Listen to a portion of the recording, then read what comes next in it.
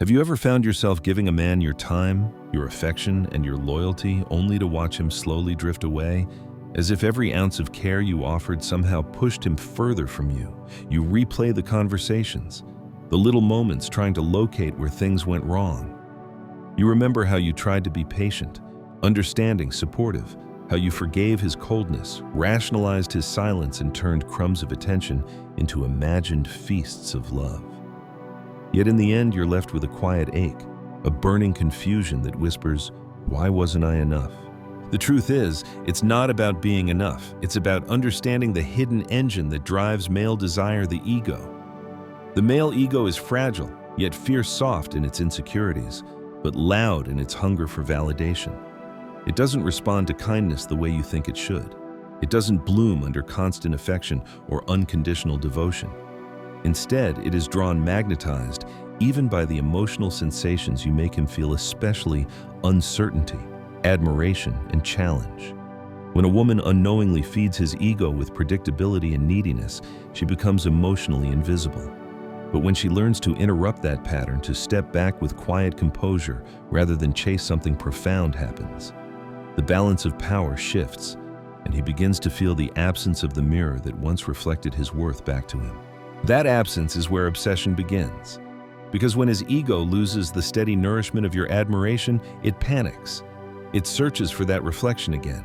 It needs to reassert itself through you. That's why a man can walk away from a woman who gives him everything, yet lose his mind over one who gives him almost nothing. His primitive psychology equates effort with value. What he has to earn feels priceless. What comes easily feels disposable. He might never admit this, but his behavior will reveal it every time. You may have noticed it before, the way he chases the woman who seems emotionally out of reach while ignoring the one who waits for his texts. It's not cruelty, it's instinct. Deep inside, every man wants to feel chosen, irreplaceable, significant. And paradoxically, he feels those things most intensely, not when you declare your devotion, but when you become an elegant mystery, when he senses he could lose you. When a woman radiates calm detachment instead of emotional pleading, she disrupts his inner narrative of control. She becomes unpredictable. And unpredictability to a man's ego is intoxicating.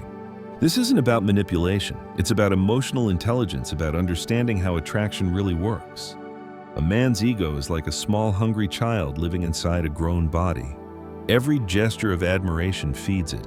Every act of neediness makes it swell. But the more it swells, the less he respects you. When you make him feel that his every move defines your mood, he unconsciously loses desire. His ego is satisfied, but his interest fades because there is no challenge left, no mystery to solve. The game ends the moment you show your cards too soon. That's why the most powerful women, the ones men remember, chase, and crave, aren't necessarily the most beautiful or the most giving. They are the ones who master the art of emotional scarcity. They understand the psychology of selective silence, of walking away with dignity instead of desperation. When he withdraws, they don't chase. They mirror his distance with calm. When he sends a vague text meant to test their reaction, they answer briefly or not at all. Not out of pride, but because they refuse to perform for attention. Their silence becomes their loudest statement. And that silence unsettles him. He was expecting reassurance, the same predictable pattern. She gets anxious, she over-explains, she pleads. Instead, he finds nothing. No drama, no explanation, just space, and in that space his mind spirals. He wonders what changed, if you've stopped caring, if perhaps someone else now holds your attention. The very uncertainty that torments him is what rekindles his desire. The less he can predict you, the more you occupy his thoughts. The less control he feels, the more he craves to regain it through you. You see, attraction isn't maintained by constant togetherness. It thrives in tension, in emotional distance, in the subtle dance of approach and retreat. The paradox is cruel but true. The more secure a man feels that he has you, the less he invests. The more secure you feel that you have him, the less attractive you become. Real power in relationships is not begged for, it's radiated. It's the quiet confidence of knowing that you are the prize, that your value doesn't shrink because someone fails to recognize it. To step into that power, you must stop proving, stop explaining, Stop trying to convince him of your worth. You don't win respect through self-sacrifice. You earn it through emotional self-control. When you begin to respond to distance with silence instead of pursuit, when you stop reacting to his games and start moving through life with calm certainty, something changes in the air between you. He feels it. And that feeling, the fear of losing your validation, the awareness that he no longer knows his place in your world, is what turns indifference into fascination and fascination into obsession. Once you stop feeding his ego the constant stream of reassurance it craves, the balance begins to shift in ways that are almost invisible at first. He might act unaffected, pretend that your silence doesn't bother him. He may even pull further away, convinced you'll chase after him like before. But underneath the surface, something begins to unravel. His inner certainty, his quiet confidence that you will always be there to soothe him, praise him, forgive him, starts to erode. And in that erosion, you become a mystery again, an unsolved equation his ego cannot rest without solving. What most women don't realize is that emotional distance doesn't repel a man. It awakens his most primal instincts. His need for conquest, his desire to win, his hunger for significance all come alive when he senses that your attention is no longer guaranteed. When he feels your absence rather than your presence, he begins to miss you with a kind of confusion that borders on panic. He replays your conversations, studies your social media, rereads old texts, not out of nostalgia, but to reassure himself that he still matters. The silence you've created becomes a mirror that reflects his own insecurity back at him. In this phase, restraint is everything. The moment you break the silence too soon, you hand him back his control. The moment you explain your withdrawal or justify your new boundaries, you confirm that he still dictates the rhythm of your connection. True emotional power comes from mastering the art of doing nothing, of allowing his own thoughts to work against him. Because in that space, you leave behind his ego begins to question itself. Did I lose her? Did I push too far? Has she stopped caring? These questions burrow deep, becoming emotional hooks that pull him back toward you without a single word spoken. This is what makes silence so potent. It's not passive, it's strategic. It's the deliberate absence of validation at the exact moment he expects it most. It's choosing not to play the predictable role he's assigned to you. You're no longer the woman who rushes to fix things, who fills awkward pauses with emotional labor, who bends over backward to prove her love. You become something else, someone self-contained, enigmatic, radiant in her independence. The moment he senses that his behavior no longer dictates your emotional weather, he feels a loss far greater than he anticipated. That loss shakes his ego at its core because it means he no longer controls how you see him. And to a man's psychology, that loss of control is unbearable. The irony is that men often misinterpret feminine silence as weakness until it starts to haunt them. They don't understand at first why they suddenly feel anxious, why their thoughts keep circling back to you, why their confidence wavers. But beneath those symptoms is a simple truth. They miss the emotional certainty your validation once gave them. And missing that certainty makes them crave you, not out of love yet, but out of psychological necessity. His ego needs to know that he still has power over you. When he no longer does, when you withdraw with grace instead of resentment, you activate a quiet crisis inside him. This crisis, paradoxically, is the birthplace of desire, because now he must work for what he once took for granted. The effort rekindles his interest. The pursuit restores your value in his eyes. And as he begins to chase what he lost, he unwittingly becomes emotionally invested again. But this time, you are no longer the same woman. You're not playing the old game of giving and waiting. You're leading quietly through the energy. You project a calm, unbothered self-sufficiency that speaks louder than words. When he tries to provoke a reaction through silence, teasing or half-hearted messages, you respond with serenity or not at all. When he disappears, you don't panic. You go on with your life. When he returns with small breadcrumbs of affection, you accept them with composure, never with desperation. You train him subtly but powerfully to understand that your attention is earned, not owed. You show him that you are not another echo chamber for his ego, but a woman of depth who values herself too much to perform for scraps. And as he senses that truth, something changes inside him. The game he once controlled is now playing him. He finds himself thinking of you when he doesn't want to, checking his phone when he promised himself he wouldn't. He feels drawn to you without understanding why, because what attracts him now isn't your affection, it's your composure. It's the quiet strength that whispers, "I don't need you, but I could choose you." That phrase, unspoken yet deeply felt, is the most magnetic energy a woman can possess.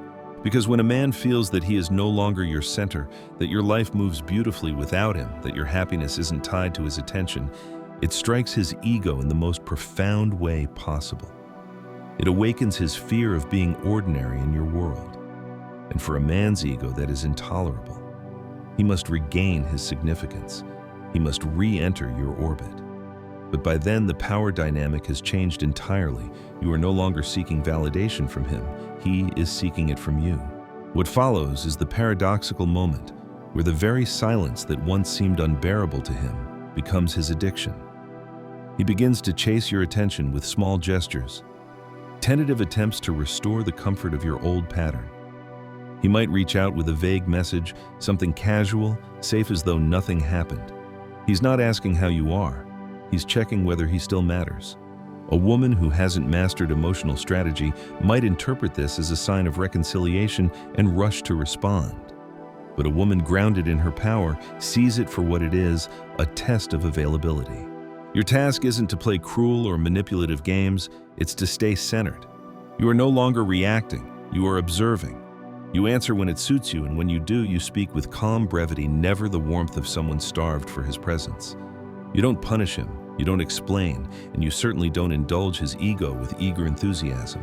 Your tone is light, self-assured, focused on your life, your plans, your growth. In your restraint, he senses something new. He's no longer your priority, and that stings in the most productive way possible. Because nothing destabilizes a man's ego more than realizing that the woman who once orbited around him has found her own gravity. The very energy he once took for granted is now beyond his grasp, and his instinct to re-establish control kicks in. He starts to wonder what changed, what you've discovered, who you're becoming, whether someone else might now be receiving the warmth he once felt entitled to. This is not about revenge, it's about natural consequence. When you stop giving, he starts craving. The brilliance of emotional scarcity is that it forces a man to engage with his own feelings rather than constantly feeding on yours. He begins to experience absence not as silence, but as weight. Every unreturned text becomes a small wound to his ego. Every unanswered call a mirror of his powerlessness. You are no longer feeding his sense of superiority, you are feeding his uncertainty. And uncertainty, when sustained with composure, transforms into fascination. He can't control you anymore, and that is exactly why he can't stop thinking about you.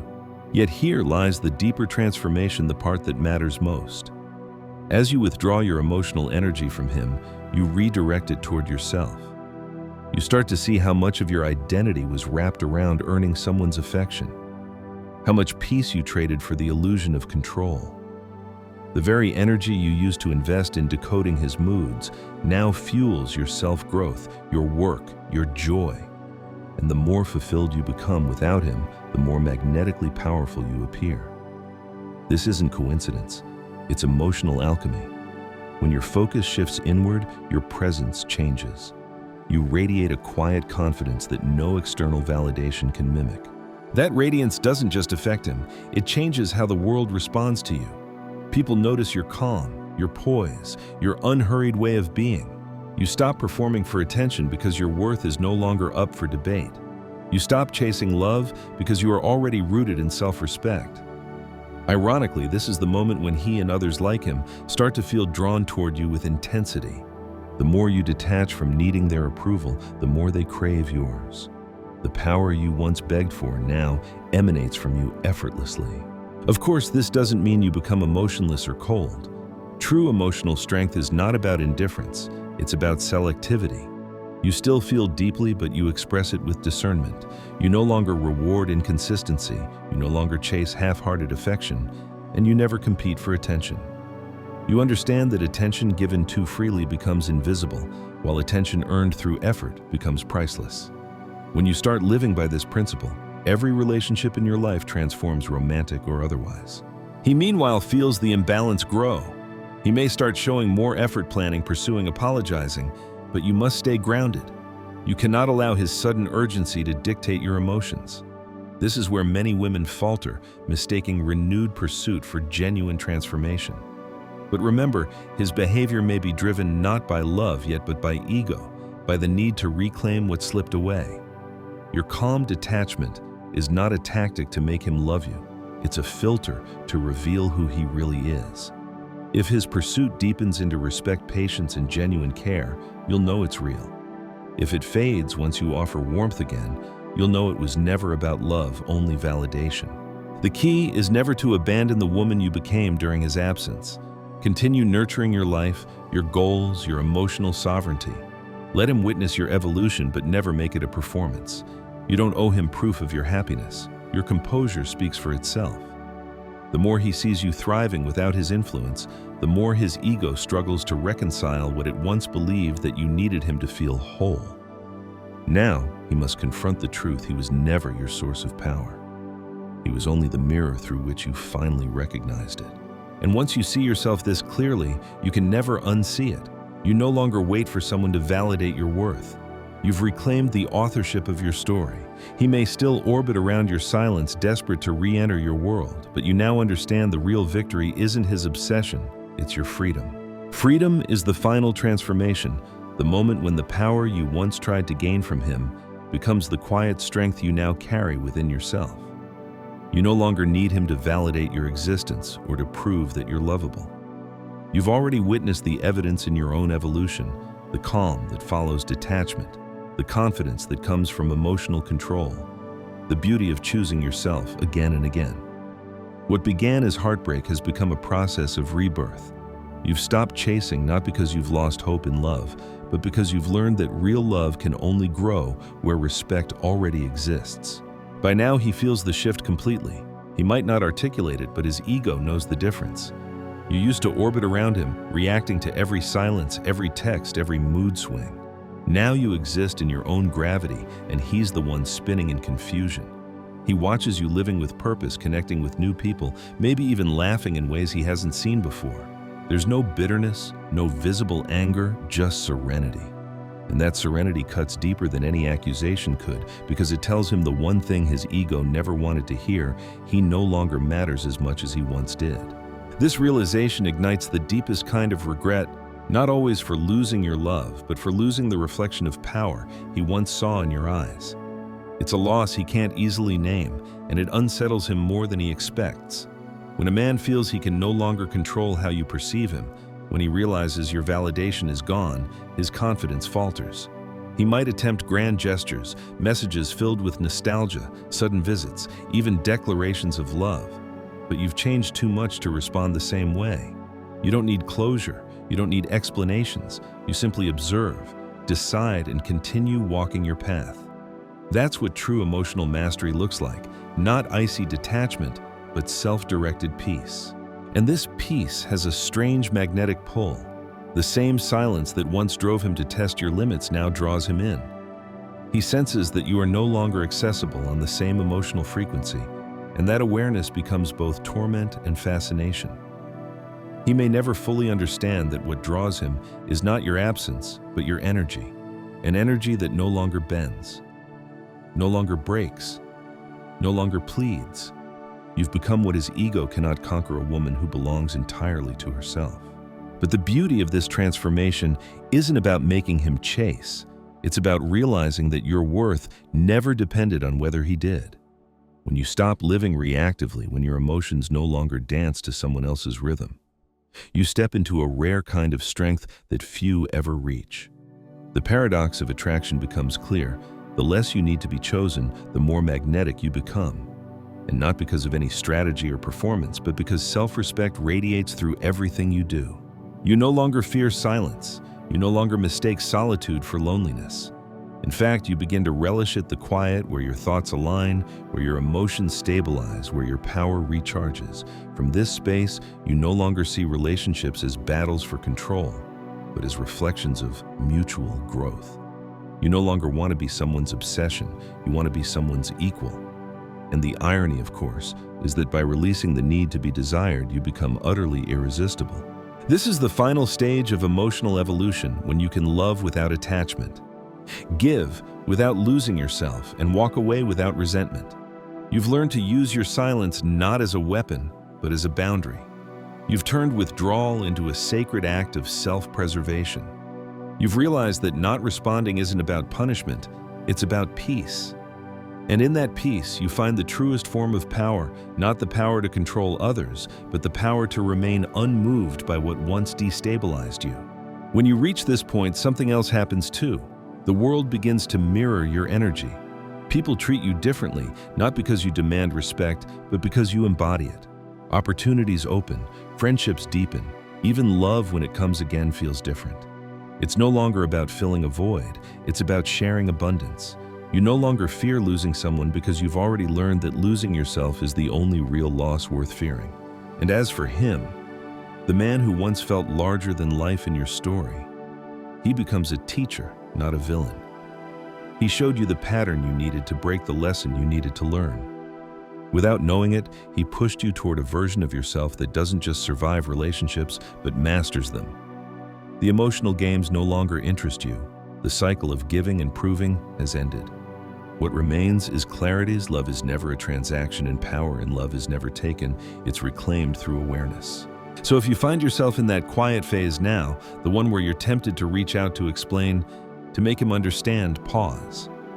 Remember that the silence you hold is not emptiness, it's transformation in progress. Each time you choose calm over chaos, dignity over desperation, and self-worth over fear, you reinforce the truth that no one defines your value but you.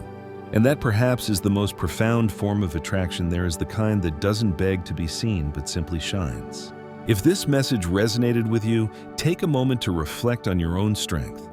And if you'd like to hear more stories and insights about emotional power and transformation, don't forget to like this video, share it with someone who needs it, and subscribe for more reflections like this one. Leave a comment below and tell us what part of this message spoke to you most deeply.